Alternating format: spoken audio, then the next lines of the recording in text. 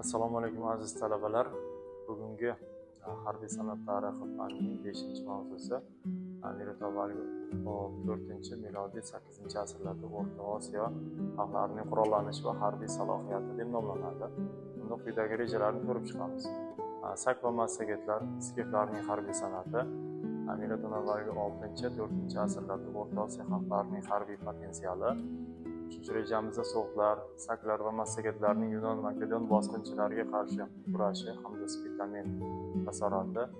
4-rejamizda O'rta Osiyo davlatlarining antik davrda va ilk o'rta asrlardagi harbiy salohiyati va 5-rejamizda ilk o'rta asrlarda O'rta Osiyo davlatlarining harbiy san'at tarixi haqidagi rejalarni ko'rib chiqamiz. Bu yerda manbalar hamda adabiyotlar keltirilgan, bemalol tanishimiz mumkin. Bu yerda esa aynan sak va skif qabillarining demak yashagan hududlari. E'tibor bersak xaritaga, demak sharqdan Xitoygacha, g'arbdan e'tibor beradigan bo'lsak Qora dengizgacha, shimoldan Ural xalqlari yashagan hududlargacha va janubdan esa aynan Parfiya va hozirgi demak Eron hududigacha bo'lgan hududda sak va skif qabillari yashaganligini ko'rib o'tishimiz mumkin. Xo'p, endi demak aynan ular yashagan sak va massagetlar, skiflarning harbiy san'atiga to'xtalib o'tsak, e'tibor bersak, sak va skif qabillari Mirzo Avvalgi 3-mingyillikdan Shimoliy Xitoydan to Turkiston, O'rta Osiyo, Kaspiy dengizi sohillarigacha bo'lgan joylarda yashagan.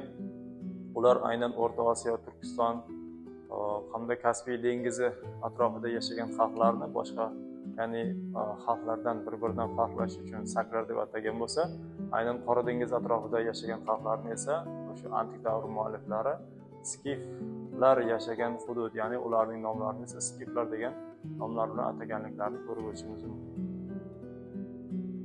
Xo'p, e'tibor bersak, ularning yashagan hududlari bilan birgalikda Mirzo Avvalgi demak 6-asrga kelib sak va skif qabilalari asta-sekin demak davlatga birlasha boshladi hamda ularning davlatlari yuzaga kela boshladi.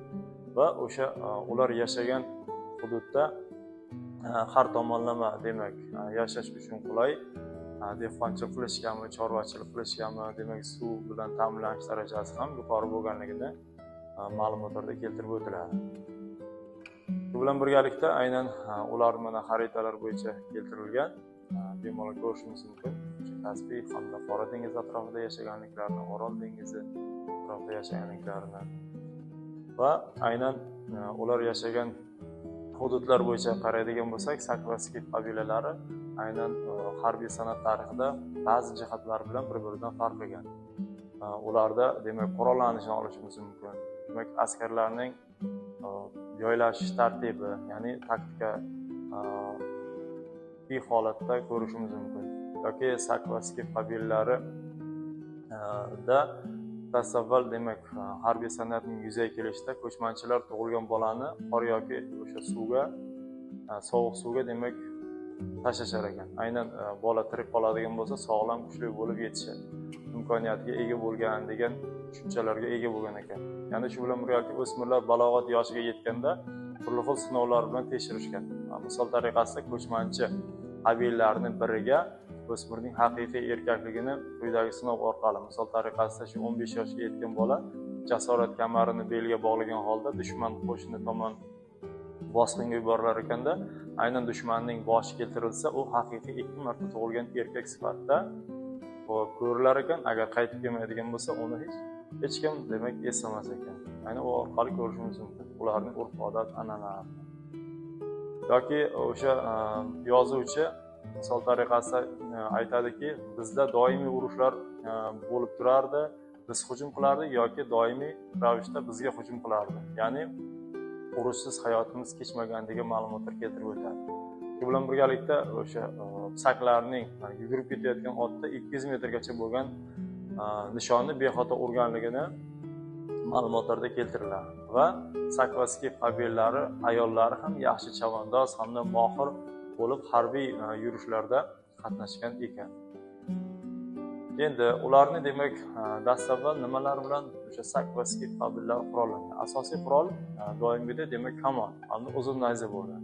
Kamon 2 o'roqsimon qismdan iborat bo'lib, ba'zi ma'lumotlarda ikki o'sha hayvonning shoxidan tayyorlanganligi, kamon iplari esa ko'krakka tayanib emas, balki yelkaga tayanib tortilgan hamda qaysi tomon qulay bo'ladigan bo'lsa, chap yoki o'ng yelkaga demak tayangan holda mohirlik bilan ular nishonni bexato olganliklari haqida ham aytib o'tishimiz mumkin. Hop, dastavval o'sha ularda, ya'ni biror bir hududga yurish qilish kerak bo'ladimi yoki dushman hujum qilgan paytda jang taktikalari qanday tarzda demak tayyorlangan yoki qanday jang taktikasidan foydalangan. Dastavval pistirma yoki zaxiradagi qismlardan foydalangan. Biz oldingi darslarimizda to'xtalganimizda zaxira qismining paydo bo'lishi Yuliy Sezar nomi bilan bog'liq. Shu bilan birgalikda safning demak jips turishi uchun oldingi qatorning bir tekisda ko'pincha demak xona ko'rinishida, ya'ni himoya uchun xona ko'rinishidagi iborat tarkibiy bo'linmalar yuzaga kelgan ekan. Va demak ichkari tomonga uncha e'tibor berilmagan, sabab demak xona ko'rinishda bo'lsa, asosan to'rt burchak qismdan iborat bo'lgan va otda turib doimiy tarzda demak jang qilingan, otdan tushish mumkin bo'lmagan ekan. Demak ko'chmanchi qabilalar. Va miloddan avvalgi 6 va 4 asrlarda sak va massagetlar Baxtriyaliklar ya'ni Ahmoniylar davlatiga qarim hududlarida Misr hamda unga chegaradosh hududlarda ham shu sak, massaget, Baxtriya qabilalaridan bo'lgan askarlarning harbiy xizmatni o'taganliklari haqidagi ma'lumotlar ham keltirib o'tiladi.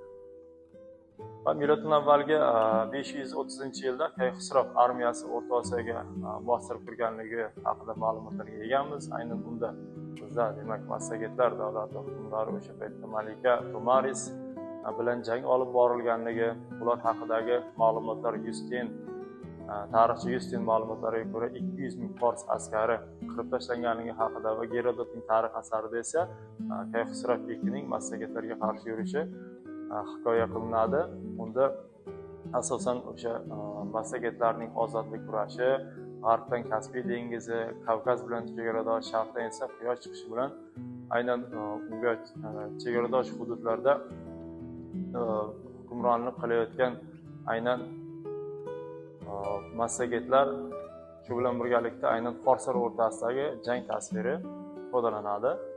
Bunda asosan o'sha Gerodotning demak ma'lumotlariga ko'ra aynan u hududlarda amalga oshirilgan Kayxusrov hamda Tomaris o'rtasidagi jang juda shiddatli bo'lganligi, xo'p, dastavval demak ular kamondan bir-biriga o'q tutganligi, keyinchalik esa o'sha ochiq jangga kirganligi, fors qo'shinlarining demak mag'lub bo'lganligi hamda o'sha Tomaris ya'ni massagetlar malikasi g'olib bo'lganligi haqidagi ma'lumotlar keltirib o'tiladi. Mana bu yerda esa massagetlar o'sha malikasi bo'lgan Tomarisning tasviri keltiriladi.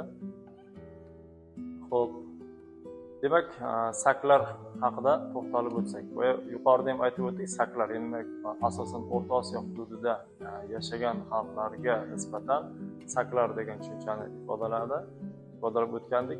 Miloddan avvalgi demak 6-asr 519-yilda tarixdan bizga ma'lum demak sak jangchisi Shiroq hamda aynan forslar Dorobir boshchiligidagi qo'shinni o'sha sak jangchisi Shiroq boshchiligida ma'lum bir kimsasiz 7 kunlik sahroga chiqarib o'sha ma'lum bir qo'shin tarkibini bo'linmani olib o'ziga demak ergashtirib oxiri halokatga uchratganligi haqida ma'lumotlarga egamiz. Ba'zi bir manbalarda keltiriladiki, aynan shu qo'shinning bir qismini Shiroq yordamida halokatga duchor qilgan bo'lsa, keyinchalik qolgan qo'shin bilan o'sha O'rta Osiyoga forslarning yurishi hamda ulardan ma'lum bir o'sha o'lponlar to'lab turganligi o'sha Erondagi Kirmashoh shahri yaqinidagi Behuston qoyatosh rasmlarida ham keltirib o'tilganligini ko'rib o'tishimiz mumkin. Bundan tashqari demak Poliyenning miloddan avvalgi 2-asrda harbiy hiylalar asarida ham yozib qoldirilganligini to'xtalib o'tsak bo'ladi. Bunda aytadiki, shu O'rta Osiyoni bosib olganligi to'g'risida Dorobir podsho shunday so'zlaydi. Aynan men demak o'zimning ixtiyorim bilan o'sha har bir demak saklar, dengiz ortida bo'lgan saklar mamlakatiga yurdim.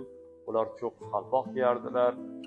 Undan keyin men dengiz yaqinida ularni uning o'sha hududni egallash uchun ma'lum bir qarorgoh qurdim hamda o'sha bizdagi hozirgi mavjud bo'lgan shu Amudaryodan o'tganligi hamda ularning boshlig'i ular o'rtasidagi bo'lgan jangda esa ya'ni saklar bilan bo'lgan jangda saklarni yengganligi ma'lum bir o'sha o'zining qo'shinidagilari esa qo'shin boshlig'i Sukunxonni olib kelganligi ularni ya'ni Sukunxonning o'rniga boshqa bir kishini tayinlagani haqida ma'lumotlar keltirib o'tiladi. Xo'p, shu bilan birgalikda saklar bilan skiflar haqida ham to'xtalib o'tdik. Dastavval aynan o'sha skiflar yurtiga yurish qilishi, undan keyin demak O'rta Osiyoni bosib olgandan so'ng tarixiy ma'lumotlar bo'yicha skiflar yurtiga yurish qilmoqchi bo'ladi. Skiflar yurtiga yurish qilishda dastavval harbiy strategiya, ya'ni taktika bo'yicha elchi yuboradi. Elchi yuborgandan keyin aynan elchiga ularni o'sha skif qabilalari ma'lum bir sovg'a salomlar bilan, ya'ni bitta savat, uning ichida demak bitta aynan qush, bir sichqon hamda qurbaqa va 5 ta kamon o'qi berib yuboradi.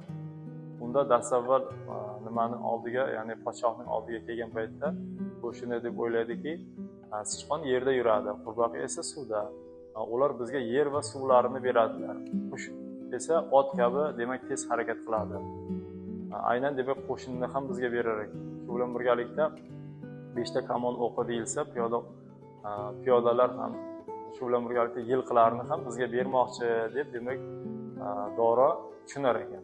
Keyinchalik esa uning o'sha vaziri esa uni to'g'ri talqin qilib, podshohim, aslo unday emas.